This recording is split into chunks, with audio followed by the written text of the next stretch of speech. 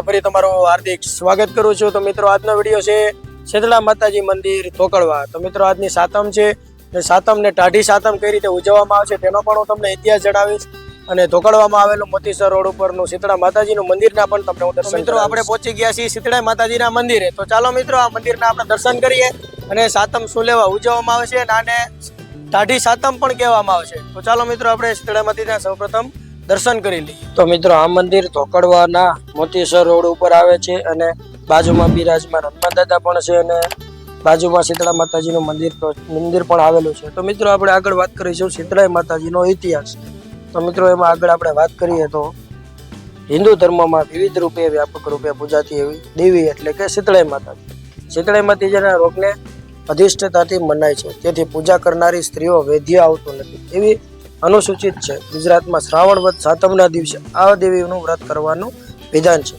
એ દિવસે શીતળા માતાજી કહે છે કે વ્રતની વિશેષતા એ છે કે એ દિવસે ચૂલો સળગાવવામાં આવતો નથી, વળી એ દિવસે જે ભોજન લેવાય છે એ આગલા દિવસે રાંધેલું લેવાનું હોય છે। આગલા દિવસે એટલે કે રાંધણસઠ કહેવાય છે। તે દિવસે ઘરોની સ્ત્રી વર્ગો તળેલા મગ, મઠ, ચણાની દાળ, બાજરીના વડા, પૂરી, કઢી આદિ કે વાસી થઈ જવાની અપેક્ષા ના બને તેવા પ્રકારની વાનગીઓ રાંધી લેવાય છે।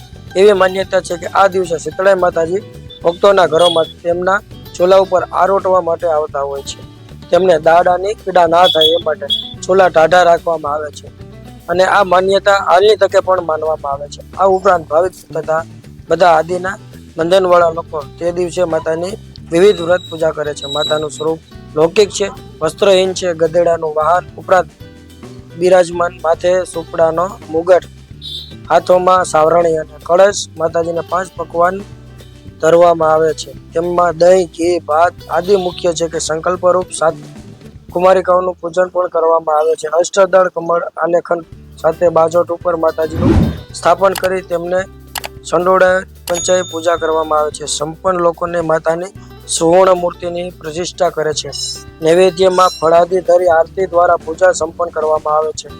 સંપન્ન લોકો માતાની સુવર્ણ મૂર્તિ પ્રતિષ્ઠા કરે છે। નૈવેદ્ય ફળાદી ધરી આરતી દ્વારા પૂજા સંપન્ન કરવામાં આવે છે। બધા સમયે શીતલાય નમઃ, વૈદ્ય શીતલાય દેવી નમઃ એવા પાઠ કરવામાં આવે છે અને બ્રાહ્મણને દાન દક્ષિણા આપવામાં આવે છે। તો મિત્રો આ તો શીતળા માતાજીનો ટૂંકમાં ઇતિહાસ। તો આવા જ નવા ઐતિહાસિક વિડીયો જોવા માટે અમારી નરવણસિંહ યુટ્યુબ ચેનલને સબસ્ક્રાઇબ કરવાનું ભૂલતા નહીં।